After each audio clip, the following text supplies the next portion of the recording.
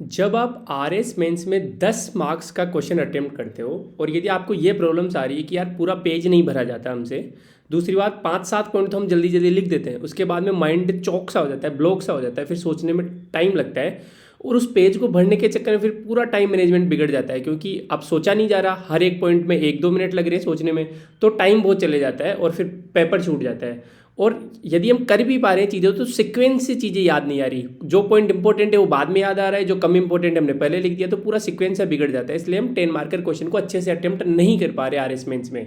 यदि ये सब प्रॉब्लम्स, तो आप बिल्कुल सही जगह पे हो। We are mainly active on Telegram, connect civils R S by new नाम से चैनल है।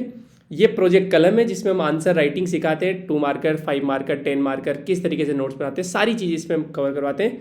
15 रूल्स है, उसमें आज 7वां रूल है। ठीक है, आज के लेक्चर में हम पढ़ेंगे कि क्यों बॉडी इंपॉर्टेंट होती है, किस तरीके से हम बॉडी को तोड़ते हैं, तोड़ना क्यों इंपॉर्टेंट होता है, पहली बात तो ये ना। और डिफरेंट टाइप्स ऑफ अप्रोचेज, जैसे चीजी गेप अप्रोच, ये एक मैंने बनाई है, लाइफ साइकिल अप्रोच होती है, लेवल्स अप्रोच होती है, स्टेक होल्डर अप्रोच होती है, क्वेश्चन स्पेसिफिक अप्रोच होती है। टॉपर्स की कॉपीज में हम देखेंगे कि उन्होंने कौन सी अप्रोच फॉलो की है या नहीं की है, क्या क्या क्वेश्चंस रखने हैं हमें, और आगे क्या है इस प्रोजेक्ट कलम में वो भी हम देखेंगे। ठीक है, फटाफट से बिना टाइम खराब किए हुए चलते हैं। भाई क्यों बॉडी को तोड़ना जरूरी होता है, क्यों हेडिंग्स सब हेडिंग्स वगैरह लगानी जरूरी होती है। तो 5-6 इसके जो मेन रीजन होते हैं वो ये होते हैं कि क्लैरिटी ऑफ थॉट्स। जब आप हेडिंग्स और सब हेडिंग्स में जब डिफरेंट अप्रोचेज के द्वारा अपने आंसर्स को लिखते हो, तो जो जो थॉट्स, देखो नॉलेज सेम है दो इंसानों में, ठीक है, लेकिन एक जो प्रेजेंट कर रहा है, फॉर एग्जाम्पल मुझे ही ले लो, जैसे फॉर एग्जाम्पल मैं इसी ही लेक्चर को यदि सिर्फ बोल दूँ बिना पीपीटी के बनाए, ये सब किए बिना, तो आपके दिमाग में उतना अच्छे से नहीं घुसेगा। हाँ, जब मैं इसको इस तरीके से तोड़ रहा हूँ कि पहले मैंने इंडेक्स दिया, फिर वाई, फिर एक एक अप्रोच को सोल्व कर रहा हूँ, तो I have broken down that thing into parts. इसीलिए क्लैरिटी ऑफ थॉट्स मेरे माइंड में भी और आपको भी अच्छे से डिलीवर हो पाएगा, इसलिए एग्जामिनर ज़्यादा अच्छे मार्क्स देता है। दूसरा, रीडेबिलिटी। भाई जो आपका जो कॉपी चेक कर रहा है वो कम से कम 50 साल का तो होगा, ठीक है, 50-60 साल के प्रोफेसर होते हैं, उनको जोर आता है पढ़ने वगैरह में, उनके दवाइयाँ चल रही होती है, पता नहीं क्या क्या है, ठीक है। तो आपको उनको थाली में परोस के देना है, आप उनको जोर नहीं आना चाहिए आपके पॉइंट्स ढूंढने में। जब आप एक बॉडी को बहुत डिफरेंट पार्ट्स में तोड़ देते हो तो सीधा सीधा की पॉइंट्स हाईलाइट हो जाते हैं, अपने आप ही हाईलाइट हो जाते हैं, क्योंकि आपने हेडिंग बना दी, हेडिंग के नीचे आपने इंपॉर्टेंट चीज़ लिख दी, फिर हेडिंग बना दी, फिर इंपॉर्टेंट चीज़ लिख दी, तो इनको कोई जोर नहीं आएगा पढ़ने में और इनके जो हाथ से मार्क छूटेंगे। तीसरी चीज जो मैंने आपको बताई थी कि आप होलिस्टिकली उस पर्टिकुलर क्वेश्चन को एड्रेस कर सकते हो, उसकी लेंथ, ब्रेथ एंड डेप्थ में जा सकते हो और कम से कम 15 पॉइंट लिख सकते हो, जो कि डिफिकल्ट होता है एग्जाम में 15 पॉइंट निकालना। और यदि आप 15 पॉइंट लिख के आ रहे हो 10 मार्कर क्वेश्चन में, तो गारंटी से आपके जो फेलो एस्पिरेंट्स हैं, जो कॉपियां हैं आसपास की, उससे ज़्यादा मार्क्स आप गेन कर सकते हो। मान लो किसी को 6 मार्क्स मिल रहे तो आप 7 कर सकते हो। और कितने क्वेश्चन आते हैं? 7, 7 और 10, ठीक है, 27 कितने हो गए? 24 क्वेश्चन हो गए। मतलब हर क्वेश्चन में 1 मार्क भी ज़्यादा आप बाकी से कर रहे हो, तो 24 मार्क ज़्यादा गेन कर रहे हो सिर्फ आप तोड़ के। उसके अंदर आप क्वालिटी दे रहे हो, ज़्यादा पॉइंट लिख रहे हो, वो तो जैसे बात ही अलग है। बाकी लोगों को 4-5 मिलते हैं तो आपको 7 मिल रहे हैं, तो वो तो गेम ही चेंजर है, ठीक है। बेटर ट्रांजिशन, जब आप पैराग्राफ फॉर्म में लिखते हो या फिर बिना हेडिंग सब हेडिंग के लिखते हो तो ट्रांजिशन में दिक्कत आती है कि मान लो आप सोशल एंगल की बात कर रहे हो, इकोनॉमिक एंगल में कैसे जाओगे, ठीक है। लेकिन जब आप हेडिंग डाल देते हो तो अपने आप ही एग्जामिनर का माइंड शिफ्ट हो जाता है हेडिंग को पढ़ के कि अच्छा अब इकोनॉमिक्स की बात कर रही है, भाई अब सोशल एंगल को एड्रेस कर रहा है, अब ये इस लेवल की बात कर रहा है, अब ये इंटरनेशनल, जैसे आपने एग्जाम्पल दे दिया, मान लो कोई इंटरनेशनल सेलिब्रिटी का एग्जाम्पल दे दिया है ना, फॉर एग्जाम्पल लेट से आपने जस्टिन ट्रूडो की बात कर दी, कनाडा के पीएम की, ठीक है, और फिर आप फटाफट से ही इधर आ गए, सरपंच पे आ गए, किसी पे जो अपना कौन सा विलेज है ये, जिनको अभी वो मिला था ना, पद्मश्री मिला था, अपने जयपुर के पास में एक विलेज, आगे आगे हम डिस्कस करेंगे, उन पे आ गए। तो ये ट्रांजिशन अच्छा नहीं है। लेकिन यदि आप हेडिंग डालते हो कि इंटरनेशनल लेवल पे ये लोग अच्छा काम कर रहे हैं, लोकल लेवल पे ये अच्छा काम कर रहे हैं, तो बेटर ट्रांजिशन हो पाता है और बेटर ट्रांजिशन में मार्क्स ज़्यादा मिलते हैं।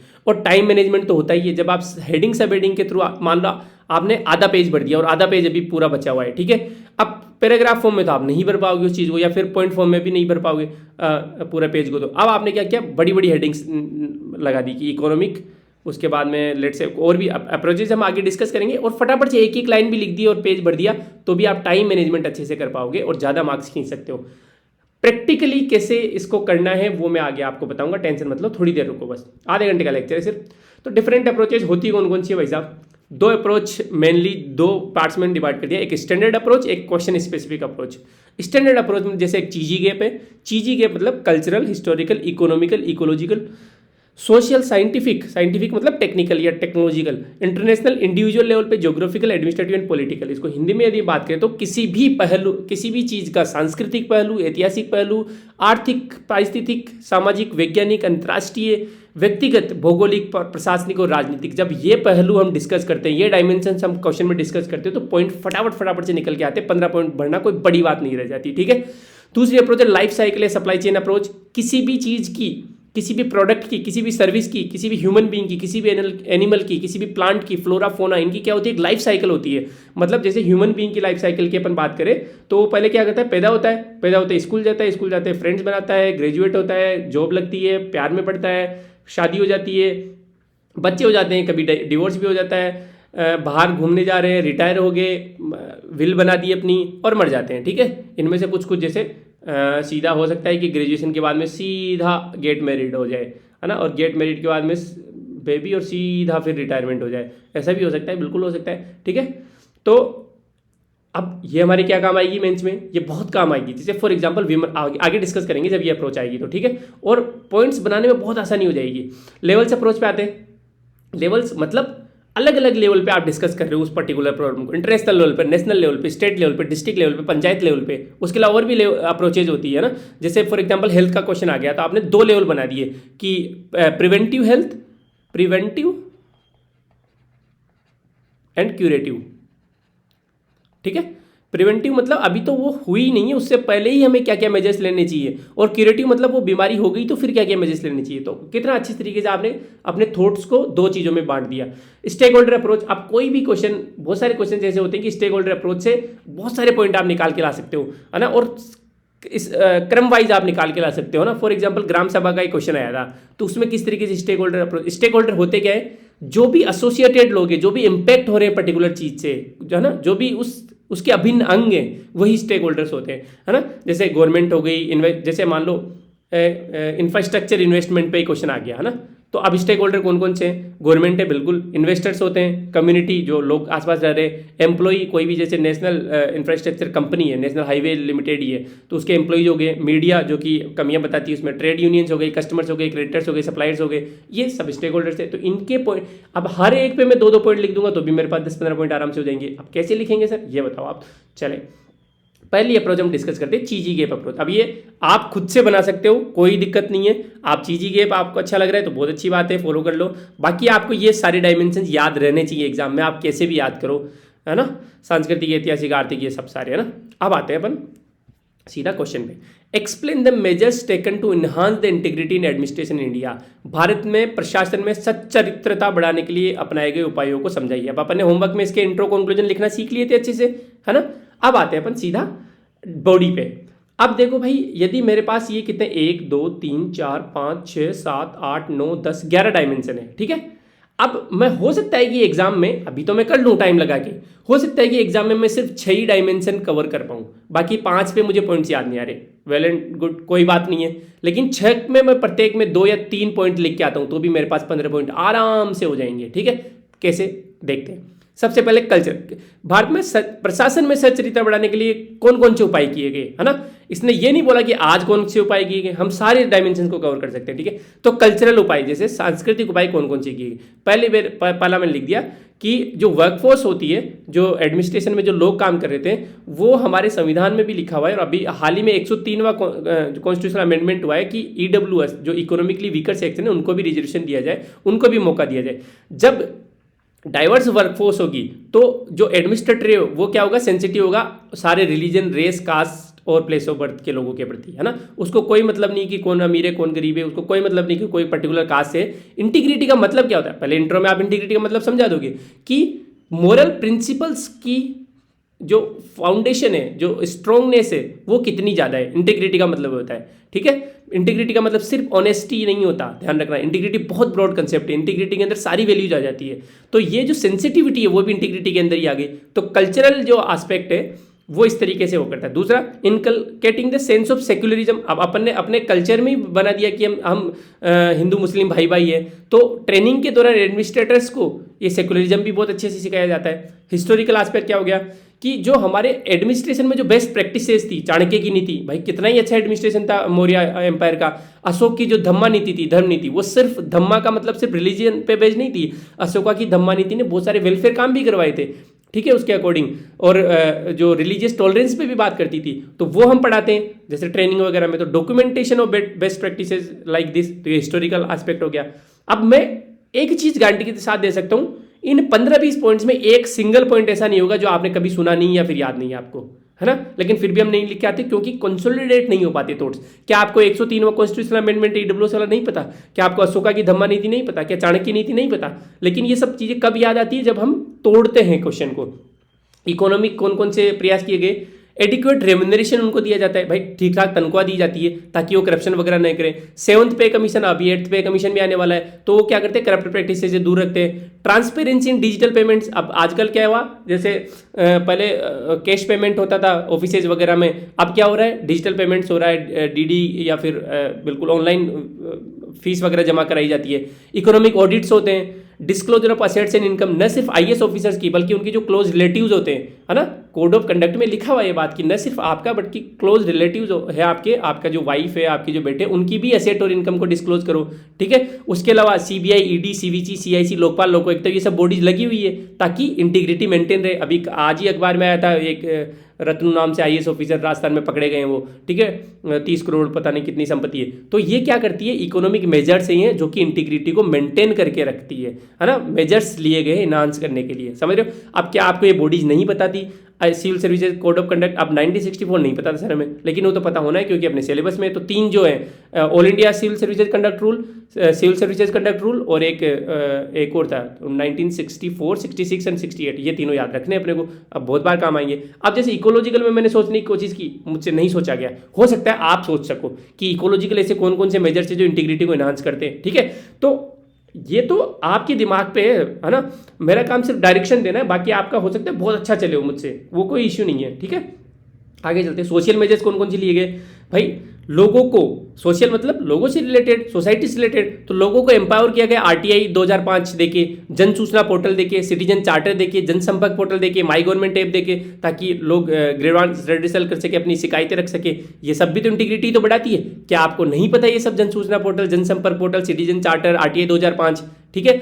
अच्छा एक और चीज, जब आप पॉइंट लिखने बैठोगे तो पहले पॉइंट आ जाएंगे, लेकिन ये वैल्यू एडिशन वाली चीज नहीं आएगी कि जैसे बगल में 103 लिख दिया, आरटीआई के आगे 2005 लिखना जरूरी है, इनके मार्क्स मिलते हैं। मैंने बताया था ना वैल्यू एडिशन में कि फैक्ट्स डालना जरूरी होता है। आरटीआई लिख दिया, अब क्या करो आप, धीरे धीरे आपकी हैबिट में लाओ। जैसे आपने 10 मार्कर क्वेश्चन की प्रैक्टिस कर रहे हो, सबसे पहले तो आप कोशिश करो कि यार मैं चीजी गैप अप्रोच को लगा के देखता हूँ उस पर, है ना। आपने जनरल से 15 पॉइंट लिख दिए, बहुत अच्छे।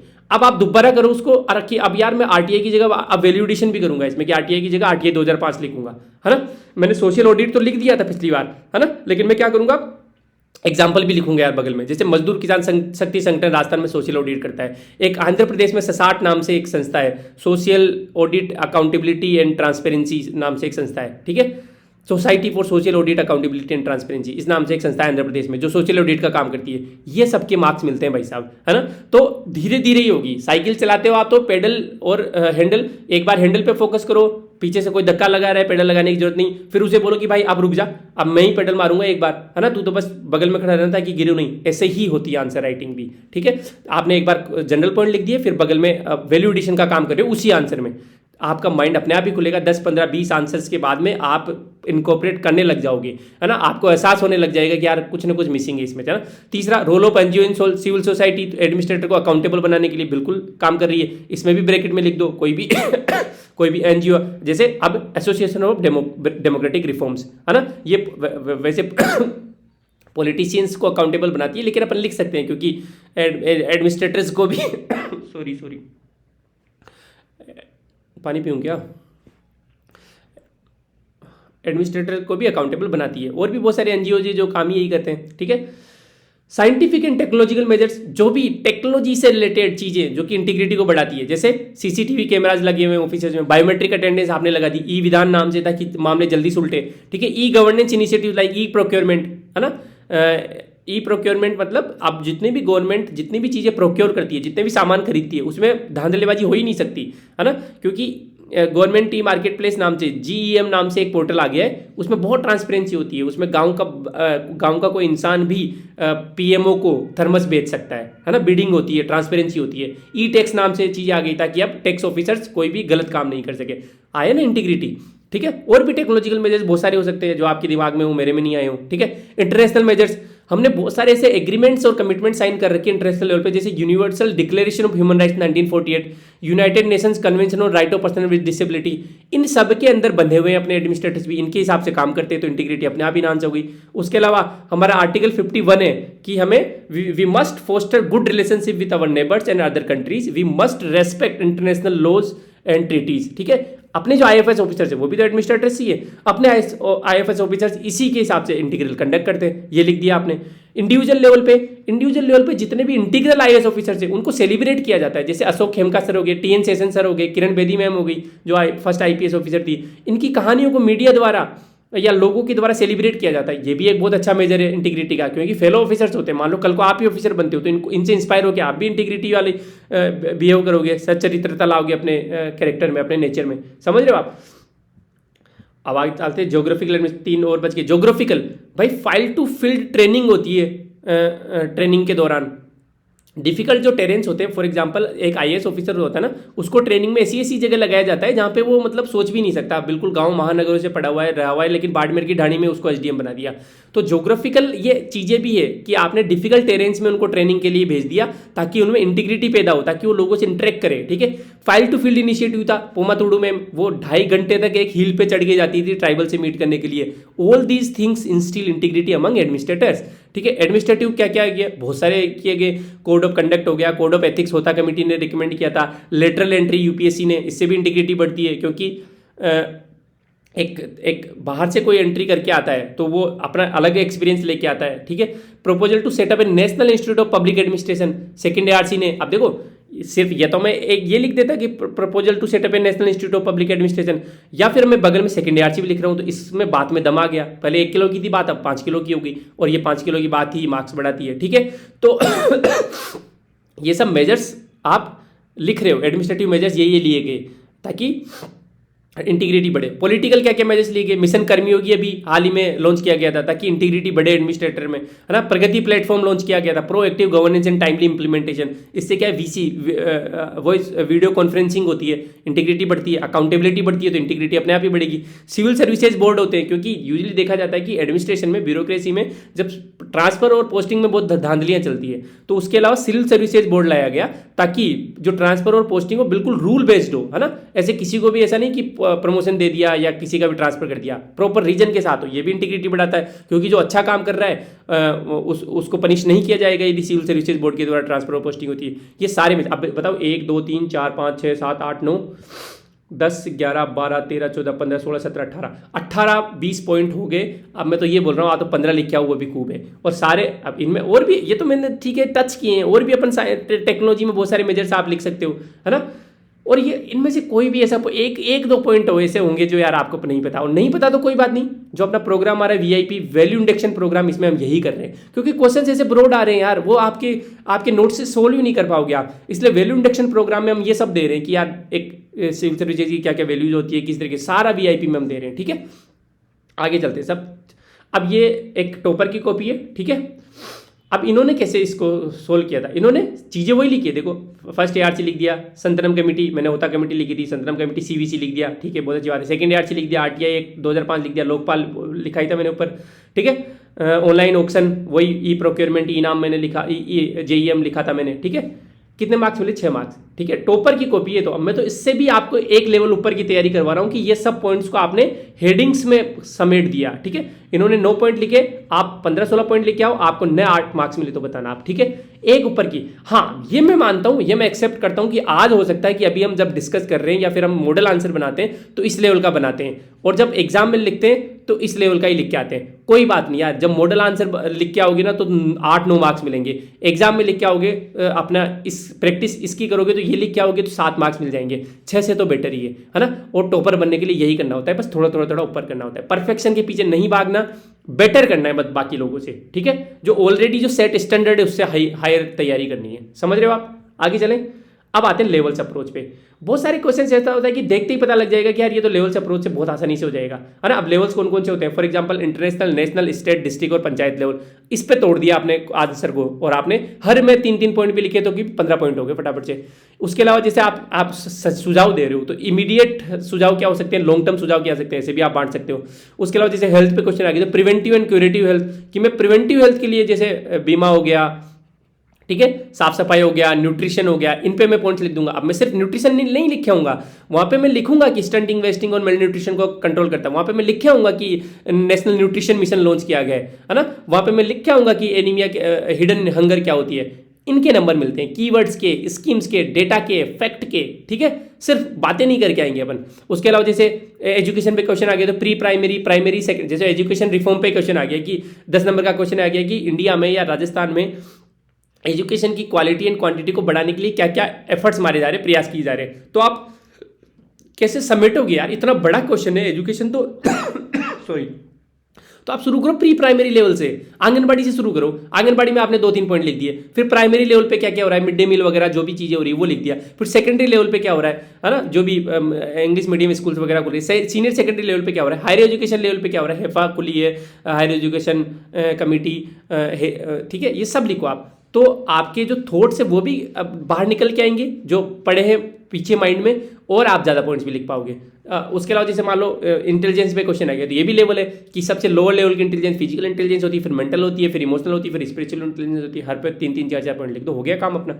चले आगे, अब मैं आपको अप्लाई करके बताता हूँ। लेवल्स अप्रोच फॉर एग्जाम्पल, एक दूसरे की सफलता बेहतर प्रशासन के लिए सीख देती है। इसका इंट्रो कंक्लूजन अपने लिखने सीखा था पिछली बार, आज बॉडी सीखते हैं इसकी। इस कथन का विश्लेषण उदाहरणों द्वारा समझाइए। अब एक तरफ तो मैंने उदाहरण लिख दिया, एक तरफ मैंने लेवल्स की, अलग अलग लेवल पर प्रशासन। अब वैसे तो मुझे याद नहीं आएंगे पॉइंट, लेकिन जब मैं लेवल में बांट दूंगा और हर में 3 पॉइंट 4 पॉइंट लिखा होगा तो मेरे पास 15-20 पॉइंट आराम से हो जाएंगे। फॉर एग्जाम्पल इंटरनेशनल लेवल पर ऐसी कौन सी बेस्ट प्रैक्टिसेस थी जो कि सीख देती है मैं। अब मैं आपको सच्चाई बताता हूँ। देखो, मैं भीलवाड़ा मॉडल भूल गया था एग्जाम में, है ना। मैं जैसे ही बाहर आया इंटरव्यू, एक ग्रुप पे हम डिस्कस कर रहे थे तो भीलवाड़ा मॉडल आया, तो मैंने कहा यार ये मैं लिख सकता था। तो मैं परफेक्ट आंसर नहीं लिख के आया, लेकिन मैंने जो गलतियां की है वो आप नहीं करो, ये हम यहाँ पे डिस्कस कर रहे हैं, ठीक है। मैं जैसे इंटरनेशनल लेवल पे लिख के आऊँ, नेशनल लेवल पे लिख के आऊँ, लोकल लेवल पे छवि राजावत मैम का भी लिख के आया हूँ, है ना, जहाँ तक मुझे याद है। लेकिन हाँ, मैं तोड़ के आया हूँ, ये अच्छी बात है, लेकिन मैं बहुत सारी चीज़ें मिस कर गया, स्टेट लेवल शायद में मिस कर गया था। तो अब जब मैं तैयारी करवा रहा हूँ आपको, तो मैं तो मेरे से भी एक लेवल की तैयारी करवाऊंगा ना, ठीक है। तो लेवल्स और एग्जाम्पल, जैसे इंटरनेशनल लेवल पे क्या होगा, जसिंडा आर्डन मैम, ये मैं एग्जाम्पल देके आया था। कोविड में इन्होंने बहुत, ये रही मैम, कोविड उस टाइम ये न्यूजीलैंड की प्राइम मिनिस्टर थे, इन्होंने बहुत अच्छा मैनेजमेंट किया था मेल काउंटर पार्ट से। यूजुअली क्या होते हैं, प्राइम मिनिस्टर, राष्ट्रपति वगैरह मेल ही होते हैं, पुरुष ही होते हैं। उन्होंने भी इनसे इंस्पिरेशन ली थी, और बाकी जो कंट्रीज उन्होंने भी इंस्पिरेशन ली थी कि यार एक लेडी होके इन्होंने इतना अच्छा मैनेजमेंट कैसे किया, ठीक है। ली कुआन यू इन्होंने 30 साल में सिंगापुर को थर्ड वर्ल्ड नेशन से फर्स्ट वर्ल्ड ला दिया। पहले सिंगापुर बहुत गरीब देश हुआ करता था, पर कैपिटा इनकम बहुत कम हुआ करती थी, आज डेवलप्ड कंट्रीज में आता है सिंगापुर। तो इनका जो प्रशासन है, इंडिया सीख लेता है इनसे, है ना, ली कुआन यू से। बांग्लादेश का जो फाइनेंशियल इंक्लूजन मॉडल है, मैंने जब इकोनॉमी पढ़ाई थी तो 3 लोगों का नाम लिया था, ठीक है। महबूब उलक थे पाकिस्तान के, अमर्त्य सेन थे इंडिया के, और बांग्लादेश के थे, इनका क्या नाम है, इनका नाम ही भूल गया मैं, सॉरी मैं इनका नाम भूल गया। इनको इकोनॉमिक नोबेल प्राइज मिला हुआ है तीनों को। तो क्योंकि आवश्यकता आविष्कार की जननी है, यहाँ पे गरीबी बहुत है अपने तीनों देशों में, तो इन्होंने अलग अलग मॉडल निकाले थे। जैसे महबूब साहब ने HDI वाला वो किया था, अमर्त्य सेन ने थ्योरी ऑफ इंटाइटलमेंट दी थी, और बांग्लादेश में जो ये सर है, क्या नाम भूल गया सॉरी मैं, है ना, इन्होंने ग्रामीण बैंक की स्थापना की थी बांग्लादेश में। तो इनका जो फाइनेंशियल इंक्लूजन का मॉडल है गवर्नेंस का, इससे इवन इंडिया भी इंस्पायर हुआ है। इंडिया में भी फिर सेल्फ हेल्प ग्रुप वगैरह और जो मिनी बैंक्स हैं वो आए हैं, ठीक है। तो हम इनके जो गवर्नेंस मॉडल है इससे हम प्रभावित हुए। नेशनल लेवल पे Indian governance is a role model for neighbouring countries like Pakistan and Sri Lanka. बिल्कुल, कि हम इतना बड़ा देश होते हुए भी इतने अच्छे से गवर्नेंस कर रहे हैं, इतने अच्छे से चीज़ें मैनेज कर रहे हैं। अब पाकिस्तान और श्रीलंका में देखो क्या हालत हो रही है, कूप वगैरह हो जाते हैं वहाँ। तो India initiative like peace keeping mission, international solar alliance, CDRI, coalition for disaster resilient infrastructure, ये सब इंडिया की जो इनिशिएटिव्स हैं वर्ल्ड लेवल पे, ये भी इंस्पायर करती है बाकी लोगों को, ठीक है। स्टेट लेवल पे राजस्थान का जो भीलवाड़ा मॉडल था उसने पूरी कंट्री को इंस्पायर किया था। राजस्थान सोलर पॉलिसी और बायोफ्यूल पॉलिसी में पायनियर है, ये तो बाकी लोगों ने हमसे सीखा। सोलर पॉलिसी हम सबसे पहले लाए थे, बायोफ्यूल पॉलिसी हम सबसे पहले लाए थे। अदर स्टेट से हमने क्या सीखा, दिल्ली का जो मोहल्ला क्लिनिक है उससे राजस्थान इंस्पायर हुआ है और राजस्थान में मोहल्ला क्लिनिक ला रहे,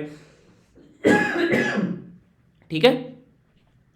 इस तरीके से केरला से हम इंस्पायर होते हैं, जैसे इसमें मैंने केरला नहीं डाला कि केरला का जो हेल्थ और एजुकेशन मॉडल है उसने पूरे कंट्री के बाकी स्टेट्स को इंस्पायर किया।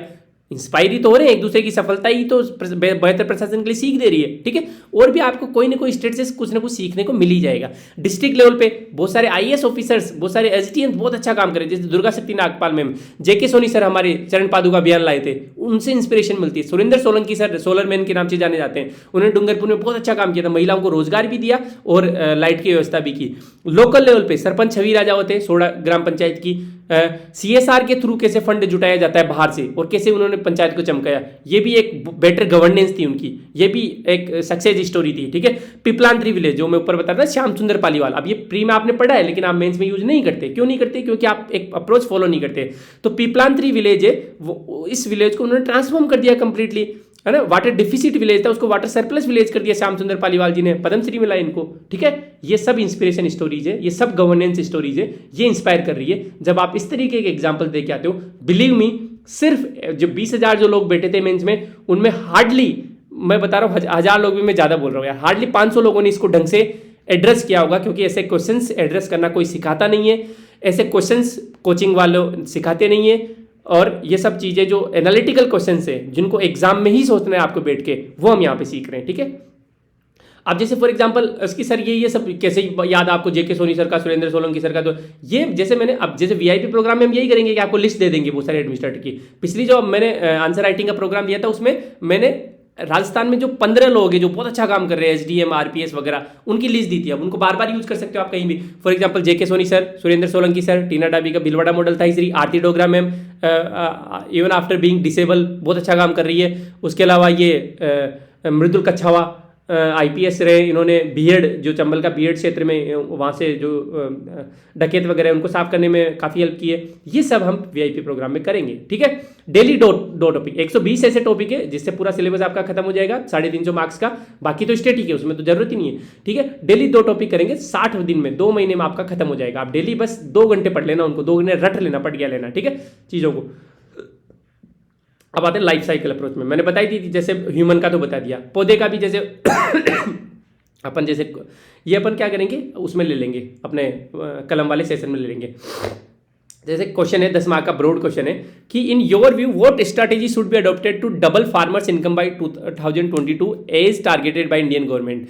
भारत सरकार के द्वारा निर्धारित लक्ष्य के अनुरूप 2022 तक कृषकों की आय को दुगना करने के लिए आपके दृष्टिकोण से क्या व्यू है अपनाई जानी चाहिए। अब एक तो आप सीधे सीधे पॉइंट लिख रहे हो, बहुत अच्छी बात है, आप 5 पॉइंट लिख के अटक जाओगे कि यार अब तो याद ही नहीं आ रहा।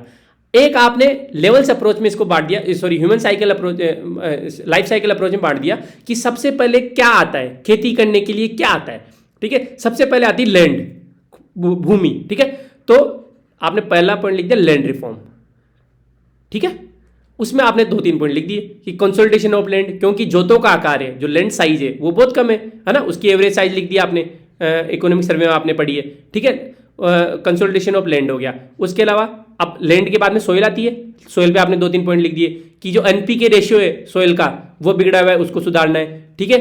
उसके अलावा सोइल हेल्थ कार्ड है, उसका प्रसारण ज़्यादा करना है, ठीक है, सोइल की हेल्थ को। उसके अलावा जो मृदा अपरदनी बोलते हैं ना इसको, मिट्टी का जो कटाव होता है उसको, है ना, वो उसके लिए अपने को क्या नाम है, मेड़बंदी ये सब करनी है, चेक डैम्स बनाने ताकि पानी का फ्लो रुक सके।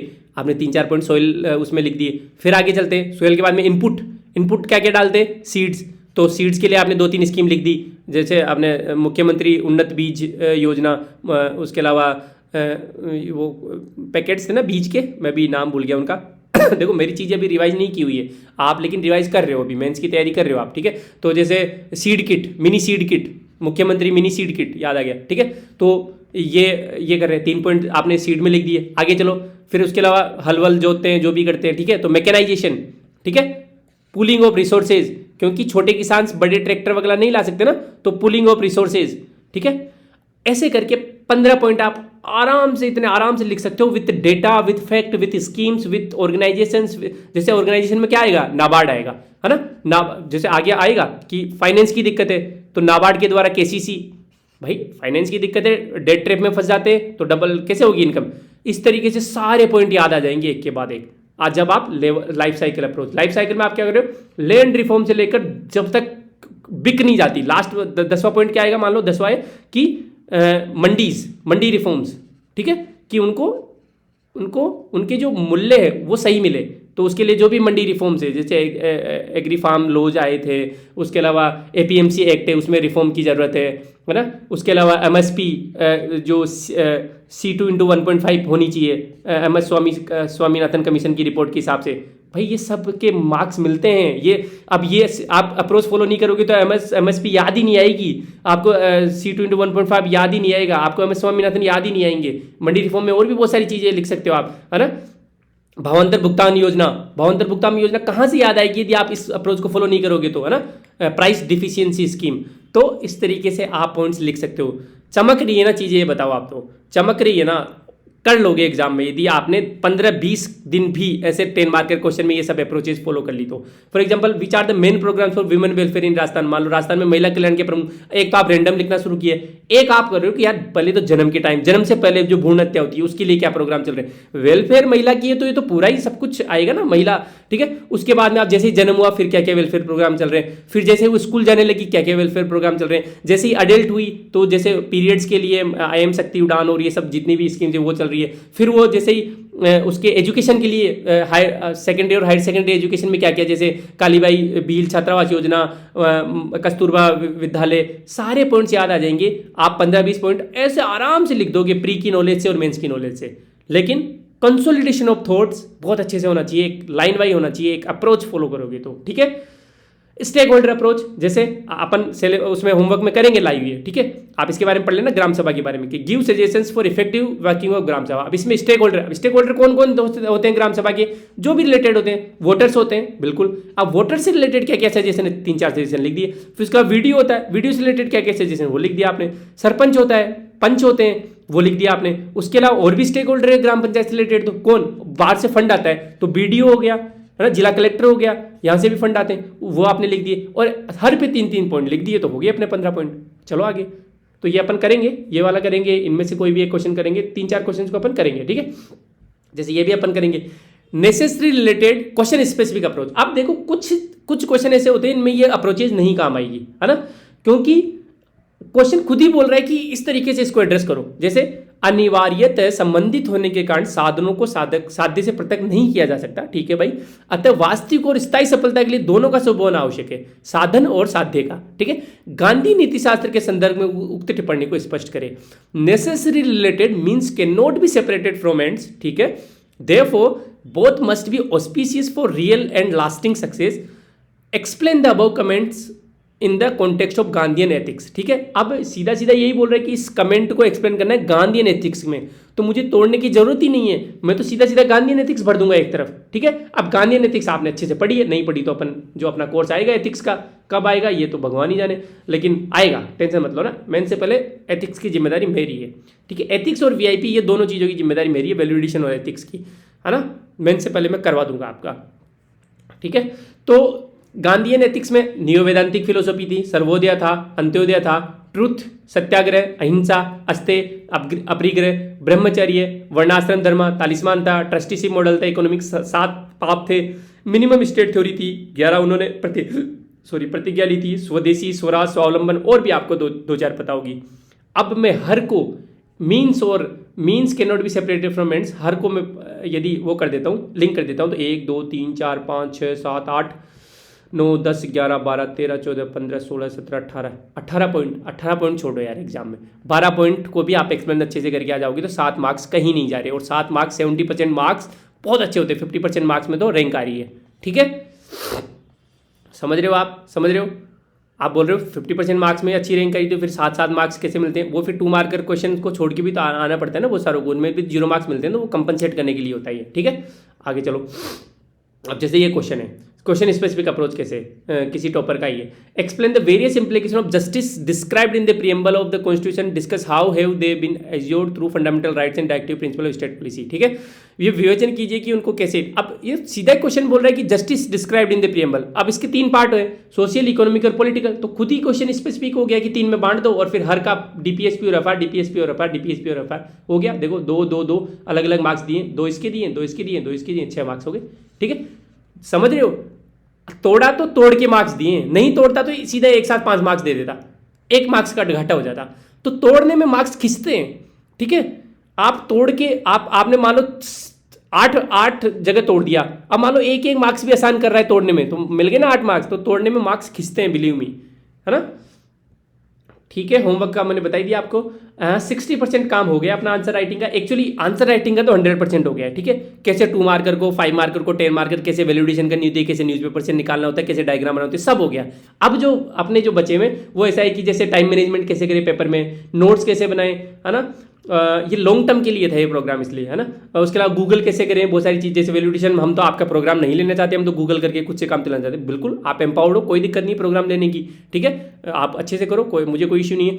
ठीक है, जो क्वेश्चन नोट्स में नहीं है उनको कैसे सोल्व करें, जैसे एनालिटिकल क्वेश्चन, ये सब नोट्स में नहीं मिलेंगे कि गांधी जी के 7 सीन को मीन्स और एंड्स। ये दिमाग खराब हो जाता है पेपर में पढ़ के कि शुरू कहाँ से करूँ, इसको क्वेश्चन ही समझ में नहीं आ रहा। अनिवार्य संबंधित होने के कारण साधनों को साथी से पृथक नहीं किया जा सकता, वास्तविक ये शुरू कहाँ से करूँ, यही नहीं समझ में आता मेंस में। सच्चाई है ये। ठीक है, तो इनको कैसे सोचें। उसके अलावा क्या बचा है अपना, उसके अलावा पढ़ाई वाला थोड़ा टाइम टेबल बना देंगे लास्ट में। और कुछ क्वेश्चन, जो कुछ टॉपिक जिनसे डायरेक्ट क्वेश्चन नहीं पूछे जाएंगे उनमें वैल्यूडेशन करना पड़ेगा। वो 120 टॉपिक वाले, वो तो मैंने आपको पहले ही दे दिए। ठीक है, इन पे अपन एक पे नोट्स बना के देख लेंगे। कलम 2.0 1 नवंबर भाई। ठीक है, 1 नवंबर को अपन शुरू कर रहे हैं, कोई दिक्कत नहीं है। कर भला तो बोला, गुड डिड ऑलवेज कर्म surround. Thank you so much. पढ़ते रहो बस, अपने को अपना काम करते रहना है।